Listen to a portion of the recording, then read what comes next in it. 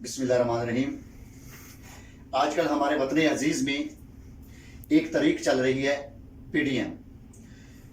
تو 70 سال سے ایسی بہت سی تحریکیں چلی، کبھی لانگ مارچ، کبھی دھرنا، کبھی ٹرین مارچ، کبھی آزادی مارچ۔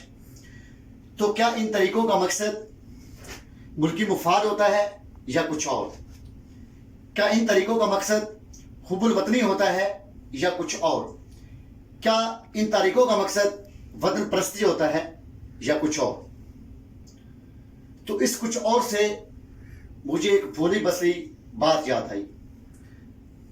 وہ بات یہ ہے کہ آج سے 22 سال پہلے جب میں 6ٹھی کلاس کا طالب علم تھا تو اس وقت میں نے پہلی دفعہ تقریر کی تھی، اور وہ تقریر جو مجھے لکھ کر دی گئی اس کا موضوع تھا پاکستان میں اسلام کا نفاذ کیوں ضروری ہے۔ تو اس تقریر کی جو سمری ہے وہ مجھے آج تک یاد ہے۔ اس تقریر کی سمری کچھ یوں تھی کہ ہمارے وطن عزیز میں سالہ سال سے اقتدار کی جنگ جاری ہے۔ یہ بات ہے 1998 کی۔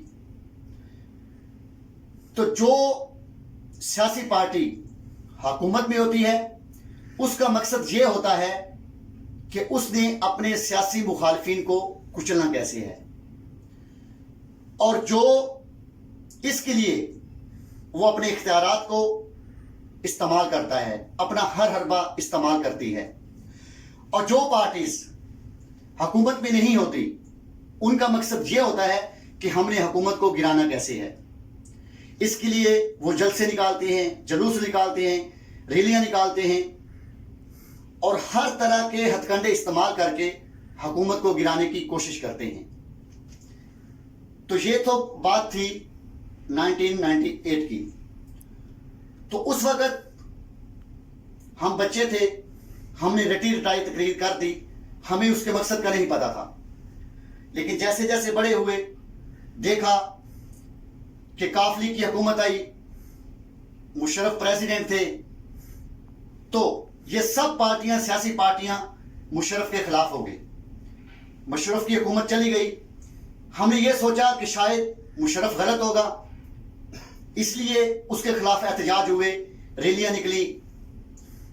تو پھر پارٹی آ گئی، حکومت آ گئی زرداری صاحب کی۔ تو پھر وہی 1 سال 2 سال کے بعد جو زرداری صاحب کے فیور میں تھے وہی زرداری صاحب کے خلاف ہو گئے۔ تو زرداری صاحب کی حکومت چلی گئی۔ تو ہم نے یہ سوچا کہ شاید مشرف غلط تھا، زرداری غلط تھا، تو اب جو آئیں گے وہ ٹھیک ہوں گے۔ پھر حکومت آ گئی نون لیگ کی۔ تو پھر وہی ہوا کہ جو پہلے جن کے لیے نواز شریف اچھا تھا اب ان کے لیے نواز شریف برا ہو گیا۔ ساری پارٹیاں نواز شریف کے خلاف ہو گئی، نواز شریف کی حکومت چلی گئی، ابھی عمران صاحب کی حکومت ہے۔ تو ابھی پھر وہی دھرنا بازی تاریخ چل رہی ہے۔ سب پارٹیاں جو پہلے ایک دوسرے کے مخالف تھی ابھی ایک ہو گئی عمران خان کی حکومت گرانے کے لیے۔ تو ابھی فرض کرو کہ اگر عمران خان کی حکومت چلی جاتی ہے تو یہ جو پارٹیاں اکٹھی ہوئی ہیں ان میں سے اگر کسی ایک پارٹی کو حکومت دی جائے تو آج جو اکٹھی ہیں کل یہی ایک دوسرے کے خلاف بولنا شروع ہو جائیں گے۔ تو اس سے ثابت کیا ہوا؟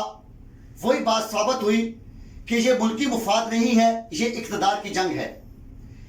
ان کو ہماری بھوک سے کوئی غرض نہیں، ہم بھوکے مرتے ہیں تو مر جائیں، ہماری قسطیں لٹتی ہیں تو لٹ جائیں، انہیں ہے اپنی حکومت سے غرض۔